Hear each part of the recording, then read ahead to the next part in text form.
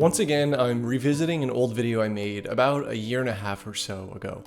I like doing these updates because I really get an idea of how much has changed, and I can really see whether I stuck to these habits or improved in areas I would like to have improved on. Our phones are something that stick with us pretty much every day, all day. A life without them seems almost unimaginable. And it's very easy to be addicted to this screen. I know it is for me. I've gone through many periods in my life where I've spent more time than I'm willing to admit glued to my phone. And sometimes, no matter how much I realize I'm wasting time on my phone, I just can't seem to put it down. So I came up with a few small things that I do, and ways that I keep my phone organized or minimal to keep my phone usage a little more limited. But first, if you're new to my channel, thank you for stopping by. Here we talk about minimalism and things of that nature. So if that sounds good to you and you end up liking the video, be sure to like and consider subscribing. Let's get started. The first thing that I do to keep my phone more limited is the most obvious, and that is keep a simple home screen. I keep a plain gray wallpaper with a dock hidden, and I'll leave a link below to download this wallpaper. I have this analog clock on my wallpaper, and it's actually through an app called Create Space. And I like it more for its aesthetic rather than its functionality. It gives the background just a little bit more life. The only things that I keep on my home screen are the button to make calls and my text messages. This sort of keeps me from going through all my apps and endlessly refreshing, hoping for some new information, most of the time at least. To navigate to all the other apps on my phone, I either just scroll over to the side to my apps menu, or just swipe down to search for the app I'm looking for. And that brings me to my next thing, keep apps intentional. When I first started cleaning out my phone to minimize the time spent on it, the first thing I looked at were the apps. Now I only want to have apps that I use or simplify my life in some way, or things that I just actually need, just like all other areas of my life.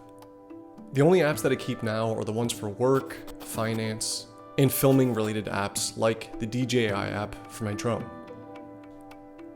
And I do have one game on here, Mini Motorways, for when I'm in the mood for something mind-numbing. When I offloaded all the apps on my phone that I didn't use anymore, I did find my screen time was slightly reduced. Because, like I just mentioned, less often did I get stuck in the endless cycle of refreshing. And the next thing is disable notifications. And this is the return of the most obvious way I minimize my phone time. I did make a point on this in my last video, but I wanted to touch on it one more time. I've kept all my notifications turned off aside from phone calls and texts. Just because I don't think that there's a notification YouTube or DoorDash can send me that can't wait till later. I also found myself checking my phone a lot more when I had notifications turned on, just because I feel like I may have heard it go off, and that's when I knew I really sort of had a problem. The next thing I do is occasionally go in black and white mode. And I actually got this idea from a comment on a video a long time ago. I don't do this all the time, but I did do it for a week or so every so often, and it actually helped a lot.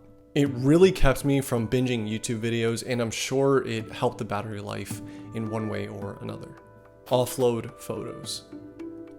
Probably the one single thing that takes up most of the storage on our phones are our photos. I like to offload mine onto this external hard drive because yes, sometimes I procrastinate so bad that I just open up my camera roll to look at my pictures. And there's nothing really wrong with that, just when you're spending 30 minutes looking at pictures of your cat, then you should probably do this. I've had the same 1 terabyte hard drive for quite a while now, and every so often, I just like to offload my pictures onto this hard drive so they're not gone forever and my phone is kept decluttered. Yes, I do this to keep my storage free, but it's just another small thing that I can do to keep me from being on my phone with no true purpose. Utilize Do Not Disturb.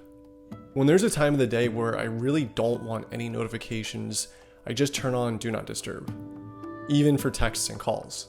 If I get into the flow of writing or editing, one notification can really ruin my momentum.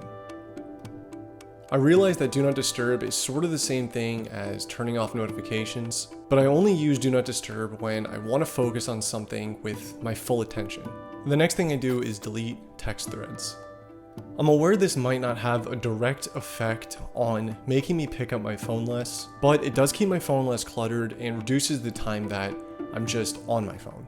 And this is something I've pretty much been doing for as long as I've had an iPhone. I started deleting my text threads at the end of conversations, and for a few reasons. It frees storage, I'm more conscious about reaching out to someone with a purpose, and importantly, it stops me from overthinking.